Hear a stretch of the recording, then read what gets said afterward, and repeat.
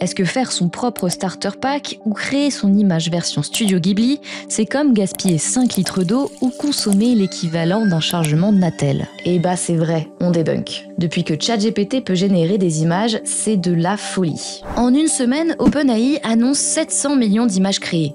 Son boss, Sam Altman, a même déclaré « nos serveurs fondent ». Certains et certaines dénoncent un gouffre énergétique insensé et d'autres rappellent le coût environnemental de ces technologies. Mais est-ce que ça consomme vraiment tant que ça? La réponse c'est oui et pas qu'un peu, que ce soit en eau, en électricité ou en CO2. Générer une image IA, c'est pas anodin. Selon cette étude, ça consomme environ 1,6 Wh, ce qui équivaut bien à une recharge complète de batterie de téléphone. Pour savoir combien ça consomme, les chercheurs et chercheuses ont généré des images de taille identique, 1000 pixels sur 1000 pixels, avec le même modèle d'IA, sur la même machine, toujours avec les mêmes réglages. Et à chaque image, ils ont mesuré combien d'électricité était utilisée par la carte graphique. Résultat, 1,6 Wh par image, soit comme recharger entièrement son smartphone. Pas énorme vu comme ça, sauf si on le fait des centaines de fois. 700 millions d'images fois 1,6 Wh, ça fait beaucoup de téléphones à charger. Et selon ce rapport de l'Agence internationale de l'énergie, les data centers vont doubler leur consommation d'électricité d'ici 2030,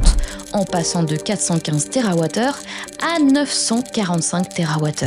À eux seuls, ils consommeront autant d'énergie que le Japon entier. Et les IA ne consomment pas que de l'électricité, elles ont besoin de beaucoup d'eau, parce que les serveurs qui les font tourner chauffent et sont souvent refroidis à l'eau. Résultat, pour chaque image générée, on utilise entre 2 et 5 litres d'eau. C'est comme tirer la chasse d'eau pour un pipi. À titre de comparaison, une autre étude du Washington Post et de l'Université de la Californie a calculé qu'utiliser ChatGPT pour écrire un email de 100 mots équivaudrait à gaspiller une bouteille d'eau de 50 centilitres. OpenAI, qu'on a contacté, nous assure travailler dur pour rendre notre technologie aussi efficace que possible, y compris sur l'eau et l'énergie, mais sans donner de chiffres sur l'impact réel d'une image. Et à grande échelle, ça donne quoi? Entraîner ChatGPT 3, c'est lui faire apprendre plein de choses en analysant des tonnes de textes avec des serveurs qui tournent non-stop. Résultat, il a fallu 700 000 litres d'eau. C'est comme si quelqu'un s'était fait couler un bain par jour pendant plus de 10 ans. De son côté, l'OCDE prévoit même 6,6 milliards de mètres cubes d'eau